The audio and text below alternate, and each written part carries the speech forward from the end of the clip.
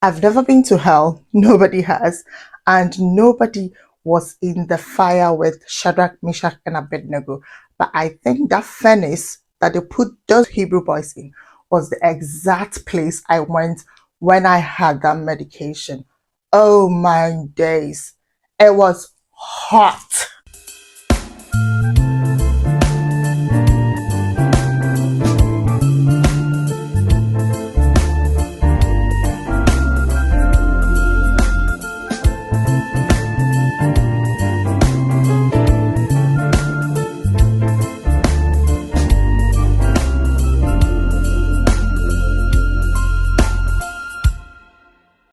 Hi, beautiful people. Welcome back to the Voice Mama's YouTube channel. I am the Voice Mama, and I'm so happy to come back to you with yet another video. To all of my returning subscribers, thank you guys so much. You guys are the real MVPs. I cannot imagine this YouTube channel without you guys. Thank you for all that you do for the channel, the likes, the comments, the shares. All of them are deeply appreciated. Thank you so much for riding on this journey with me. And please, your continued support is all that I ask for. God bless you as you read out to me. But on a real, let me address this. There is a whooping 55% of you who actually watch my videos but haven't subscribed. Why? Why? Why are you doing this to me? So if you haven't subscribed yet, let's do that together now. You see the subscribe button right under this video? Yeah, just touch it. You don't have to do too much, just touch it. Just a little press. Don't do it twice, just one. It is painless, it is free, and more so, you will be helping us build a bigger and a wider community. And that invariably means we are going to reach a lot of people, which is all we'll be asking for. Please hit the subscribe button now. However, if you're seeing this face on YouTube for the very first time, where have you been? Anyways, thank God for bringing you here now. Like I say, it is not just share like you're destined to see this. So welcome to the Boys Mamas YouTube channel. This is a YouTube channel where we talk about everything faith and hope. So if you wish to build your hope and trust in God, or you're looking for an inspiring story to help you on your journey, you are at the right place. Kindly hit the subscribe button, like this video, leave me a beautiful comment, and most importantly, share to as many people as you can. As you would all recall, I have just begun the series of recounting my own story, the one I'm hoping to build your faith and trust in God with. So I've started from the very beginning, how I got a very scary diagnosis which threatened my ever getting pregnant, how God came through for me and I eventually got pregnant, everything that had to do with the pregnancy, the ups and downs, the highs and lows, how I needed to go into an emergency surgery to literally stop the babies from being expelled at 19 weeks, how everything spun out and how God again showed himself mighty. If you have perchance missed any of these episodes, don't worry. All of them are right here on this channel, and I've taken the pain to create a playlist for you, which is much easier for you to access these videos. Also, I'll leave them on the end screen at the end of this video. So let's pick up from where we ended the last time. Right after the Cerclage, we felt the Cerclage was our saving grace and that we were in the clear until life flipped the script. This is going to keep you on the edge of your seat, so make sure you hold on tightly.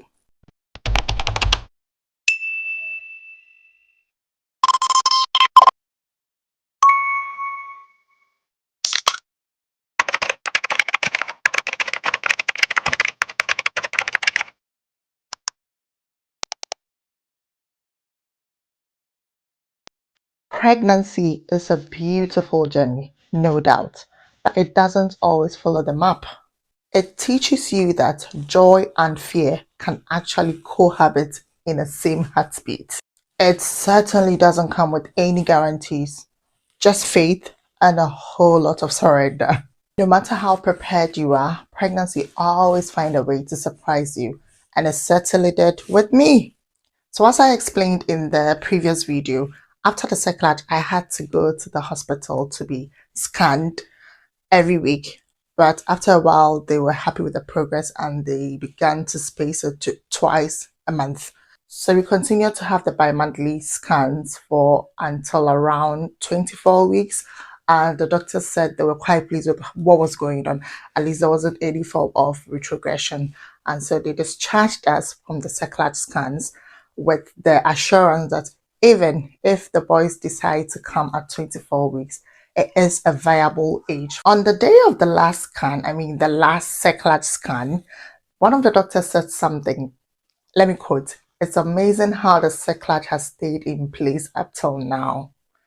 They were expecting it to, at a point, fail because they had said that even a Cerclage was not proven to hold twin pregnancy, and the extent to which my cervix was opened, they didn't think it was going to last that long. So they were very pleased and said that we could be discharged. I know I was prayerful even before I got pregnant, but during that period, I was the most prayerful.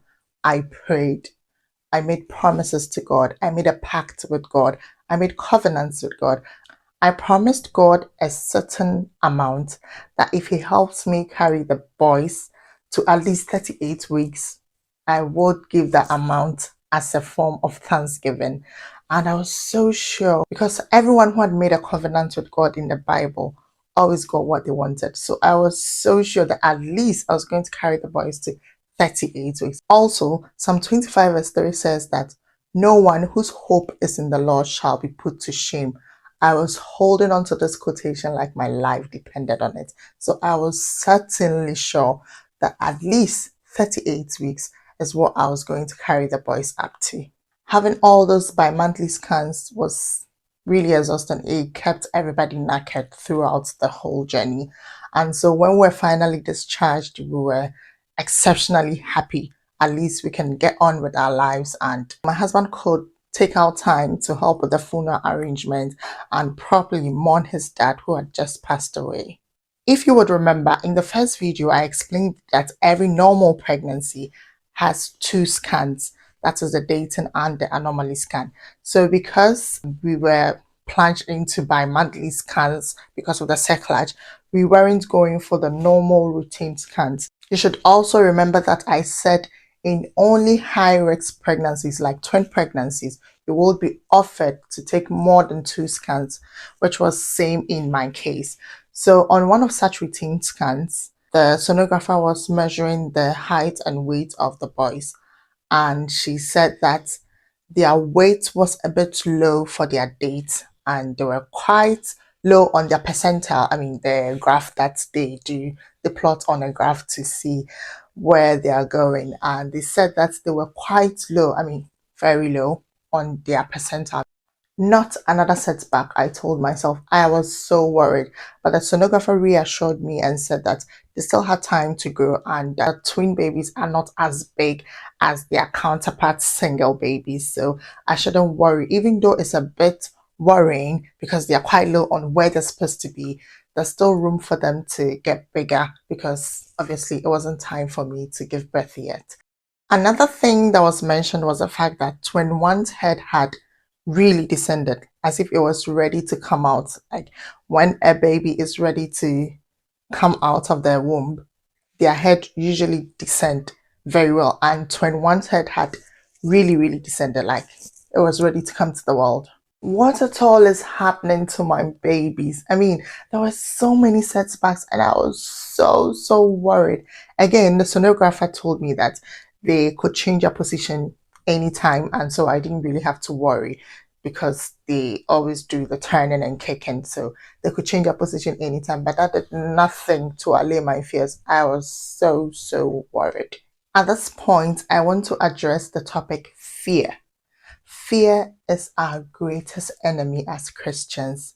The devil knows this, and that is the biggest tool he uses to capture our minds and our souls. Fear cancels faith. Fear and faith can never cohabit. One has to go for the other to come. Fear makes us second guess what God has already confirmed. And it's super normal as human beings for us to be afraid sometimes. Even when Jesus came to this earth, when he was going to be crucified, on that night where he prayed and told God that, Father, if possible, let this cup pass me over. I don't know for certain, but who knows? Maybe at that point, for a split second, even Jesus, was afraid of what was going to come. So I believe it's pretty normal for human beings to be afraid when faced with certain situation. But what makes it very dangerous is the fact that you dwell on these fears too much. God has promised us that He's going to be with us even till the ends of the world. Imagine telling your fears this. Imagine feeding all your fears this very powerful quotation. So there is this very popular saying that fear not, the phrase fear not, has been mentioned 365 times in the Bible, and there are 365 days in a year. And so God is telling us not to be afraid every day of the year. I did a little research on that and I found out that I don't want to say it's not true, but let's just call it a myth. So the phrase fear not is not mentioned 365 times in the Bible, but it is mentioned many times enough to help us remember that every time we are faced with a situation, fear as an acronym could mean false evidence appearing real, failing to embrace Almighty's reassurance, or fabricating every awful result. The very last acronym should be my headquarters. Trust me to fabricate every awful result whenever I'm faced with a bad situation. May God help us all. The ups and downs of going for all those scans put a toll on my husband's health, and the poor man fell sick, which is very understandable. So he went to see the doctor and he was given some days off. Good news, at least he could rest for a while. After some days, he was due to go for a review. I remember that day so well. It was a Thursday, and so he left very early in the morning to go for his review. Being the only person at home, I needed to get a companion.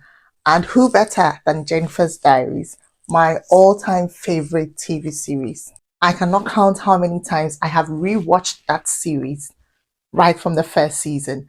It was my perfect companion. It made me laugh. It made me forget all about my worries. And so I loved it to the utmost core. I had recently begun to watch from season one again, and this time it was so intense that I could recite almost all of Jennifer's dialogues in the movie. So I was enjoying my series until I felt the urge to go and pee. Mind you, I had literally come back from the toilet because of the same assignment, so I wasn't keen on going back. Also, the series was just about to hit my favorite scene in the first season. For those of you who are familiar with Jennifer's Diary season one, my favorite scene was when Jennifer entered the university, a university she wasn't even enrolled in, entered the lecture room and actually went for lectures. And the lecturer pinpointed her out to answer a question. It was so hilarious. I was not going to miss that scene for anything, not even going to pee. No sooner had I felt the urge than my husband turning the key, which indicated he was back. I still couldn't be bothered. I was just so engrossed with the scene. And just then I felt a gush of liquid. It was like something was forcefully coming out. For an instant, I thought it was the urine coming out, so I didn't want to soil myself. So I quickly rushed to the toilet to pee now.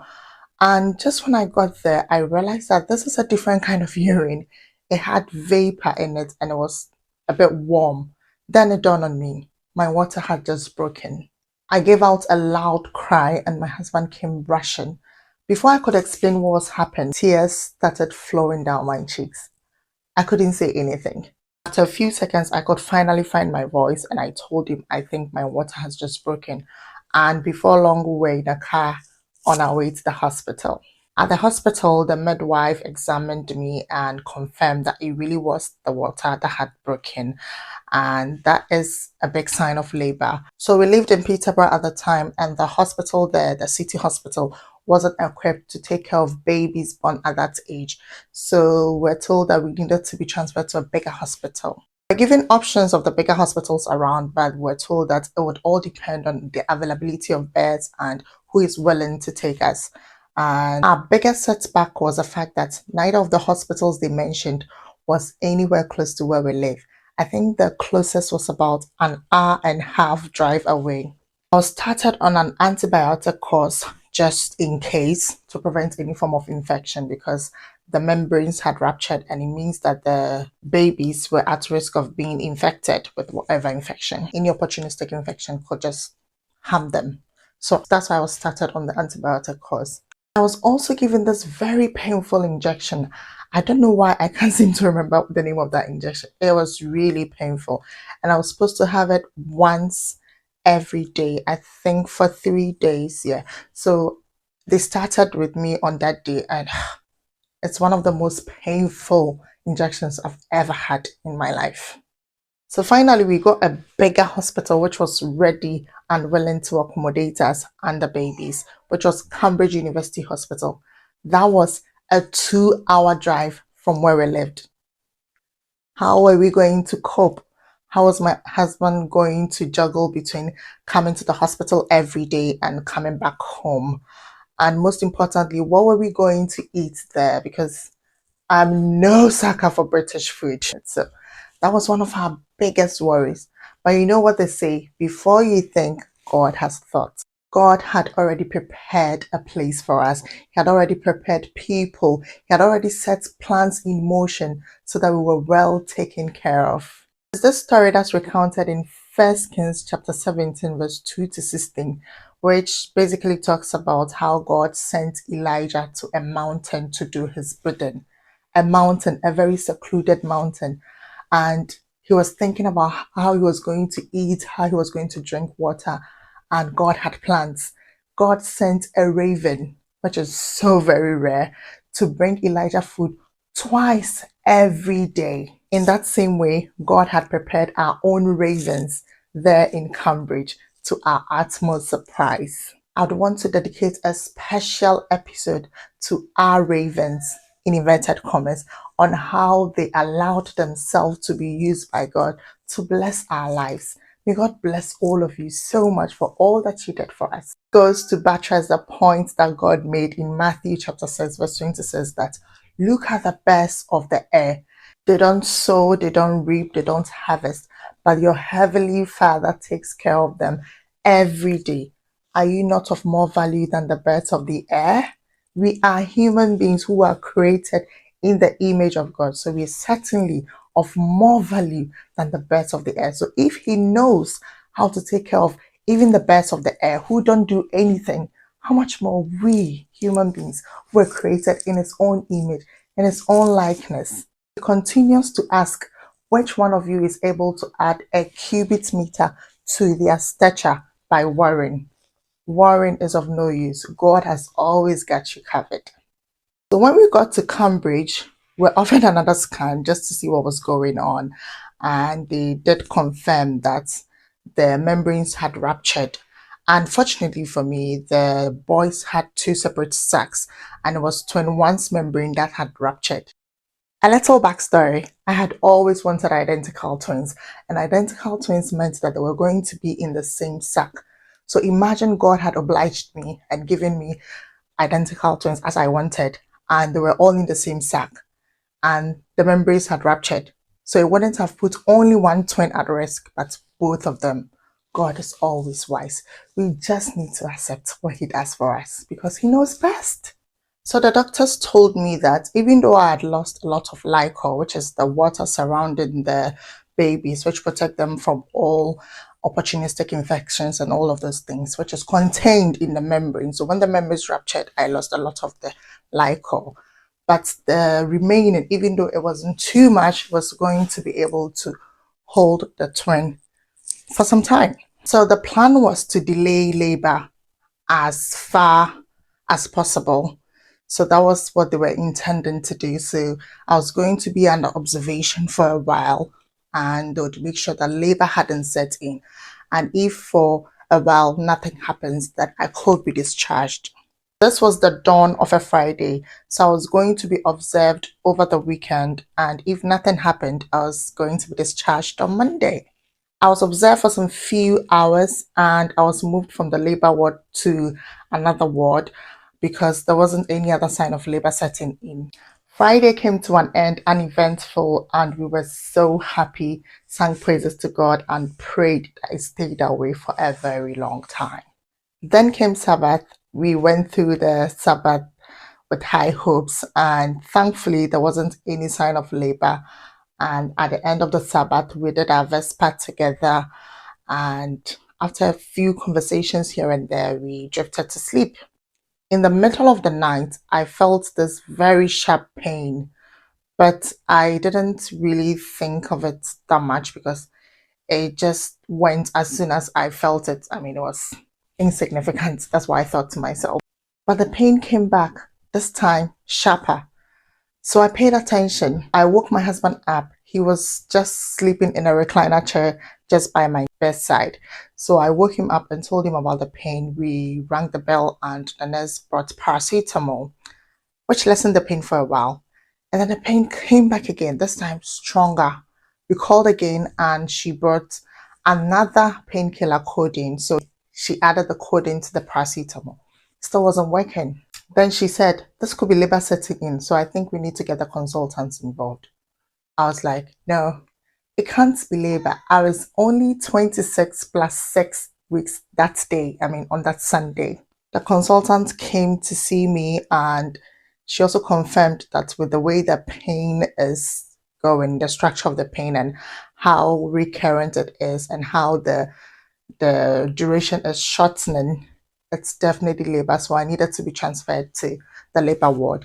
And when like the pain continues, they would have to take out the stitches, I mean the cerclage, the stitches around my cervix to pave way for the boys to come. I told myself, no, there's no way this is happening now. How can I have the boys at this early age? I mean, I was just going to be discharged tomorrow. So I told myself I'll just contain this pain and tell them the pain has gone so that nobody's going to touch any stitch, any cerclage, and the boys are not going to come out today. That was a big joke I told myself because at a point I couldn't stand the pain. I was literally shouting. Gosh, it was really, really painful. And the intervals were becoming so short now, so I just couldn't hold it anymore. I was transferred to the labor ward. They took out the stitches and told me that when the pain comes again, I should push with it. God, it was really happening. I was going to have the boys that early. I was super scared. I could count up to about 10 people in the room. There were consultants, pediatricians, neonatologists, cardiologists. I mean, all the lodges. There were so many people there, so many specialists ready to take the boys when they were born. I mean, it was super high risk and they were coming that early. So everybody was literally on guard and there were so many people in the room. And of course, there was my husband right by my side, holding my hand and trying to encourage me, telling me I've got this and that I can do it. God bless that man for me. Just before the labor instructions came, a nurse walked up to me and said she needed to give me a medication. I think it was Maxoff, magnesium sulfate. I stand to be corrected, but I think that was the medication. And the nurse gave me an instruction. She told me that the medication itself is not painful. I mean, it was going to go intravenously, so I wouldn't feel anything. But the major side effect of the medication was that it was going to cause extreme heat. In her own words, it was going to be like a walk in a desert. What a big fat lie that was. I've never been to hell. Nobody has. And nobody was in the fire with Shadrach, Meshach, and Abednego. But I think that furnace that they put those Hebrew boys in was the exact place I went when I had that medication. Oh my days. It was hot. I could see my husband standing with the fan over me, but it felt as though that fan was even causing more heat. God, I felt so uncomfortable. Everything was just, it was so terrible. I cannot even begin to fathom how hell would be like. Nothing to fancy about. Nothing fancy at all. And just like that, the moment I feared so much was here. I had carried the boys through chaos, through fear, and through prayers that never stopped. But what came next was beyond any of our comprehension or anticipation. Because the birth of the boys wasn't the end of the battle, it was the beginning of another. In the next episode, I'll be recounting our NICU journey. I'll be taking you straight to the NICU, a place where every breath is a miracle, where every second is a test of faith. If you've ever wondered what it truly means to hold on to hope when everything feels uncertain, the next episode is one that you would not want to miss. Kindly hit the notification bell so that you're notified as soon as the episode drops. I totally regret to announce that again, the Slay Seat with the Boys Mama segment is not happening this week. We are trying to work on a few things and hoping to come back bigger and better. So until next time, has been, and shall always remain the Voice Mama. See you in my next video. Bye.